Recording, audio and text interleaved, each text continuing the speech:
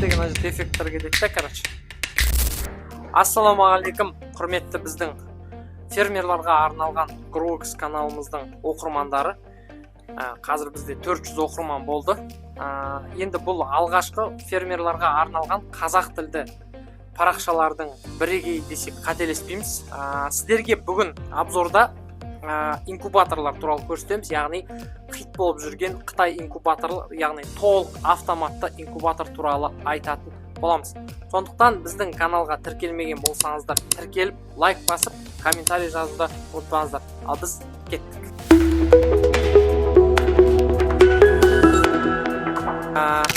Бізде обзорда бүгін Қытай инкубаторы, яғни бұрын соңды айналыспаған болсаңыз, новичок болсаңыз, қызығып жүрген болсаңыз, дәл осы видеоның соңына дейін көріңіз, және дәл осы обзордағы инкубатор сізге арналатын болады.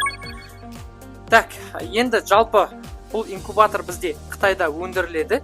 Бұл 5 түрлі құсқа арналған: тауыққа, үйрекке, қазға, бөденеге және де қырғауылға да болады, үндікке де болады. Сосын 6-шы ручной режим бар, яғни күнделікті температура мен влажностьты өзіңіз реттеп қойып отырсаңыз болады.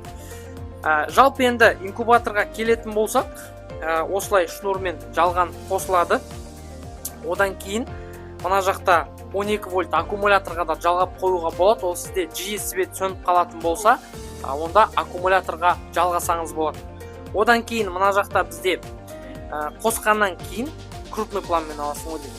Жалпы инкубатордың настройкасына шолу жасайтын болсақ, бұл жерде автоматқа не кіреді? Ең бірінші, мына жерде қараңыздар, қазір мен бір батырмасы настройка жасап жүрейін.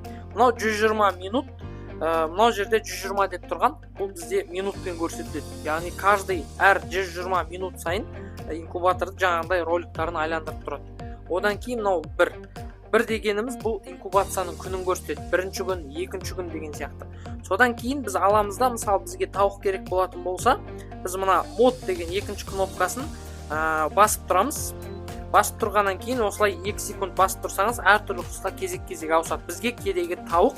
Міне, тауыққа қойғаннан кейін мына жақта бізде дисплейда әртүрлі ақпараттар бар. Ең бірінші, мынау сарымен көрсетіліп тұрған 38-де 0, сосын 60 деп тұрғанымыз, бұл бізде температура мен ылғалдылық.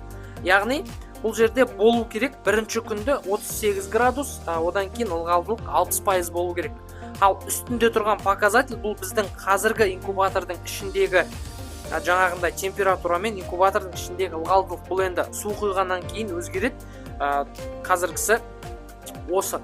Одан кейін мына жақта тұрған жанындағы индикатор бұл біздің мотордың жұмыс істеу күшін көрсетеді. Яғни қазір барлық күшінде, яғни полный мощта жұмыс жасап тұр.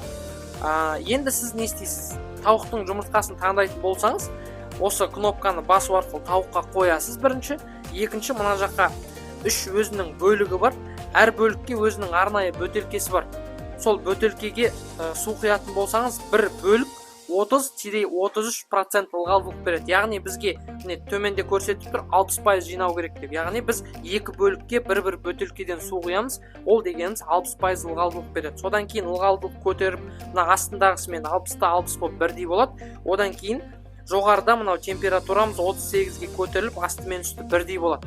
Сол кезде ол бір 2-3 сағаттың көлемінде бұл жаңағындай өзі полностью реттеп, одан кейін барып жұмыртқаны салсаңыз болады.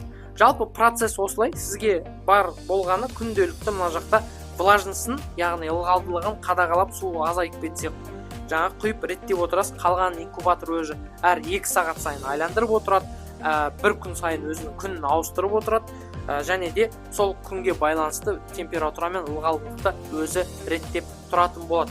Сондықтан жаңадан алған адамға өте ыңғайлы. Осы және де басқа да инкубаторларға тапсырыс берем дейтін болсаңыздар, басқа да обзорға көрем дейтін болсаңыздар, міндетті түрде біздің парақшаға тіркеліп алыңыздар. Алла қаласа, артымызда тұрған барлық инкубаторларға, барлық модельге қазақша обзор жасайтын боламыз. Сондықтан біздің каналмен бірге болыңыздар. Сіздермен бірге Олжас.